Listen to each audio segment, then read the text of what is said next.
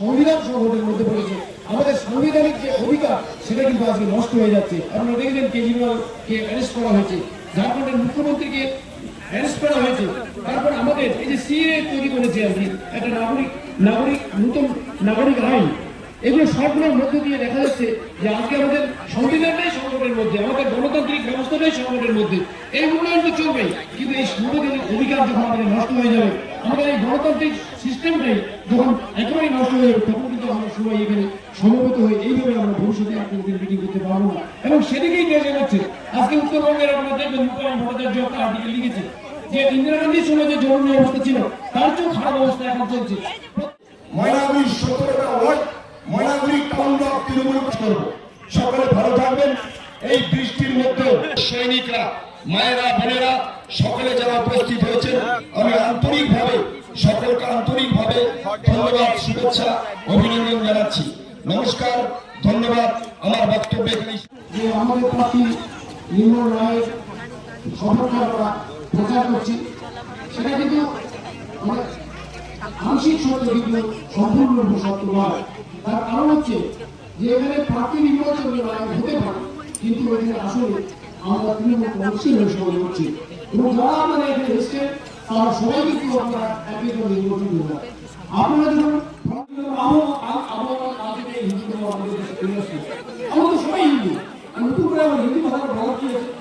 আমরা বিজেপি বন্ধুকে বলুন হিন্দু সম্পর্কে কি জ্ঞান আছে, বাংলা সম্পর্কে কি জ্ঞান আছে, ধার্মিক সম্পর্কে কি জ্ঞান আছে।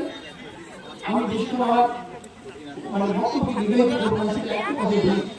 বিজেপি বন্ধুকে বলবো যে এই যে রামমন্দির উদ্বোধন হলো, কে বললো রামমন্দির উদ্বোধন? কে বলছে? নরেন্দ্র মোদী করেছে। আচ্ছা, নরেন্দ্র মোদী একটা বহু মন্দির, একটা পবিত্র মন্দির, এখন কে উদ্বোধন করলো? নরেন্দ্র মোদী। নরেন্দ্র মোদী তাকে উদ্বোধন করার নৈতিক অধিকার ছিল? আচ্ছা, 2014 সালে সে মানুষটা এসে কি করলো?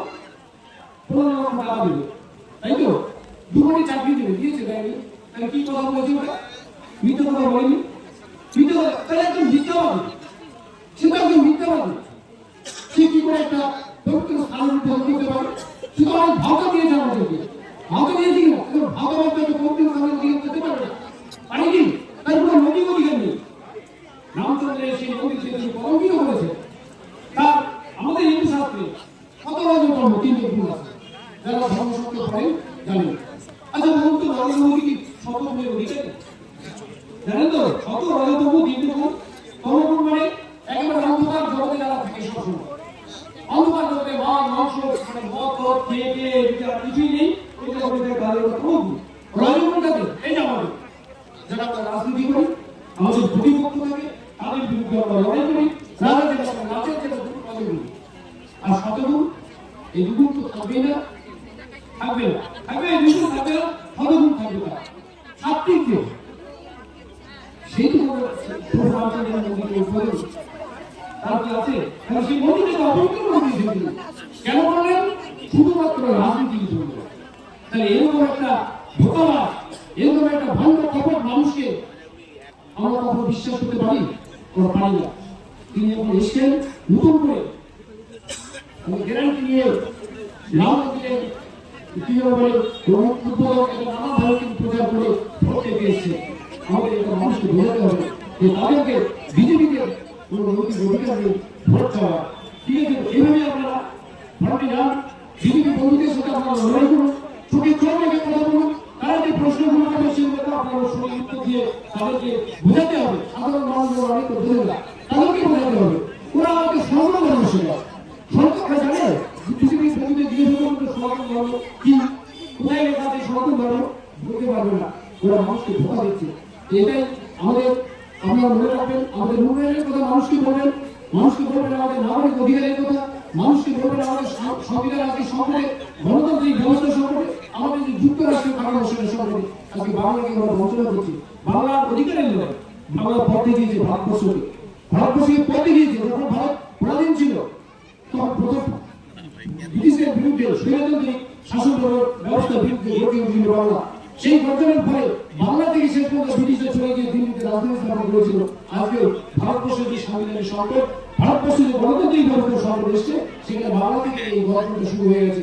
এই গঠন তুলতে হবে, এটা সারা ভারতবর্ষে ছড়িয়ে যাবে। তাহলে এই বিজেপি সরকার, এই বিজেপিরা, এই মোদী ভারতবর্ষ থেকে বেরিয়ে যাবে। তাহলে ভারতবর্ষ থেকে ভবিষ্যতে খুব খারাপ অবস্থা দিকে আছে। যাক, আমার বক্তব্য বেরিয়ে বলবো না। আপনারা এই জলের বৃষ্টির সময় এসছেন, আপনারাই হচ্ছে আসল শ্রেণী, আপনাদের প্রাণীগুলো শুদ্ধ করবেন। আমরা শুধু বক্তব্য রাখবো, এটুকু বলবো, আসল কিছুটা আপনাদের করতে হবে। কাজে আপনারা ভাবলেন আমরা বুঝে বুঝে গিয়ে আমরা চোখে চোখ রেখে বিজেপির সাথে তাদের কথা উত্তর দিয়ে লড়াই করে আমাদের এবার জিততে হবে। এবং এই আসনটা আমাকে নয়, দিদিকে উপহার দিতে হবে, তৃণমূল কংগ্রেসকে উপহার দিতে হবে। এটুকু বলে আমাদের আমার আন্তরিক ভক্তি, শ্রদ্ধা, ছোটদের ভালোবাসা, প্রীতি জানিয়ে আমার ছোট কথা, ছোট বক্তব্য আমি এখানে শেষ করলাম। জয় হিন্দ, বন্দে মাতরম, কাজ করতে হবে। আমাদের বাড়িতে বাড়িতে যে ভোট, যে কর্মসূচি আমরা পালন করি, সেটা কিন্তু করতে হবে। ভোট কিন্তু বাড়িতে রয়েছে, এলাকায় রয়েছে, পাড়ায়